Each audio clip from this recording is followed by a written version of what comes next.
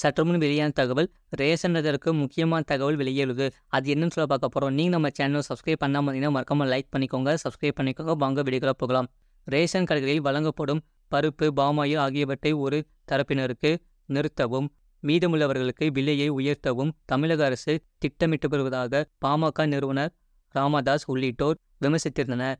இந்த நிலையில் இந்த குற்றச்சாட்டுக்கு தமிழக அரசு மறுப்பு தெரிவித்துள்ளது. தமிழகத்தில் நியாய விலை கடைகளில் வழங்கப்படும் பருப்பு, பாமாயில் ஆகியவற்றை ஒரு தரப்பினருக்கு நிறுத்தவும், மீதமுள்ளவர்களுக்கு விலையை உயர்த்தவும் தமிழக அரசு திட்டமிருப்பதாக ஊடகங்களில் வெளியாகியுள்ள செய்திகள் அதிர்ச்சி அளிக்கின்றன என்றும், மூன்றாவது முறையாக மின் கட்டணம் உயர்வு என்ற இடியை ஏழைகள் மற்றும் நடுத்தர மக்கள் மீது இறங்கியுள்ள தமிழக அரசு துவரம்பருப்பு, பாமாயில் வழங்குவதையும் நிறுத்தி ஏழைகளின் வயிற்றில் மீண்டும் மீண்டும் அடிக்கக்கூடாது எனவும் ராமதாஸ் கூறியுள்ளார். மேலும் 2007ஆம் ஆண்டில் பருப்பு, எண்ணெய் போன்ற அத்தியாவசிய பொருட்களின் விலை வரலாறு காணாத அளவில் உயர்த்தப்பட்ட போது அதனால் மக்களுக்கு ஏற்பட்ட பாதிப்பை ஓரளவாவது போக்கும் நோக்கத்துடன் பருப்பு, பாமாயில், மளிகை சாமான்கள் வழங்கும் சிறப்பு பொது விநியோக திட்டம் அறிமுகம் செய்யப்பட்டது.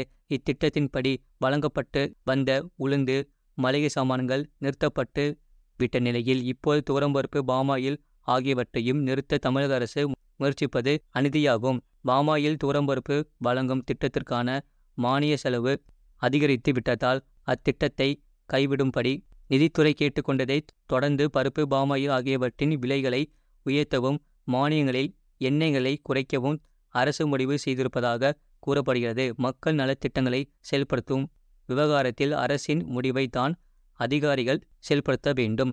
அதிகாரிகளின் யோசனைகளை அரசு ஏற்கக்கூடாது.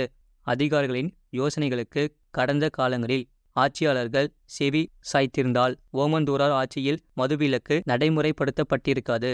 மக்களின் குறைகளை அறிந்து அவற்றை போக்குவதுதான் அரசின் கடமையாகும். அந்த கடமையை நிறைவேற்றும் வகையில் துவரம்பருப்பு, பாமாயில் ஆகியவற்றை வழங்கும் திட்டத்தை இப்பொழுதுள்ள நிலையிலேயே தொடர வேண்டும். எனவே வாக்குறுதி அளித்தவாறு உளுந்து வழங்கும் திட்டத்தையும் மீண்டும் செயல்படுத்த வேண்டும் என்று வலியுறுத்தியிருக்கிறேன் என்று கூறியுள்ளார். இந்நிலையில் இந்த விமர்சனங்களுக்கு தமிழக அரசு மறுப்பு தெரிவித்திருக்கிறது. மட்டுமல்லாமல் பொது விநியோக திட்டத்தின் மூலம் பொதுமக்களுக்கு அடுத்த 2 மாதங்களுக்கு வழங்கிட 4 கோடி பாமாயில் பாக்கெட்கள் மற்றும் 40,000 மெட்ரிக் டன் துவரம்பருப்பு கொள்முதல் செய்திட தமிழ்நாடு அரசு டெண்டர் எடுத்துள்ளது. துவரம்பருப்பு மற்றும் பாமாயில் பிரச்சினை ஆகஸ்ட் மாதத்திலிருந்து சீராகும் என்று அமைச்சர் சக்கரபாணியும் தெரிவித்துள்ளார். இது போன்ற செய்திகளை உடனுக்குடன் அறிந்து கொள்ள மறக்காம சேனலை சப்ஸ்கிரைப் செய்யுங்கள், மற்றவர்களுக்கு தெரியப்படுத்த ஷேர் செய்யுங்கள்.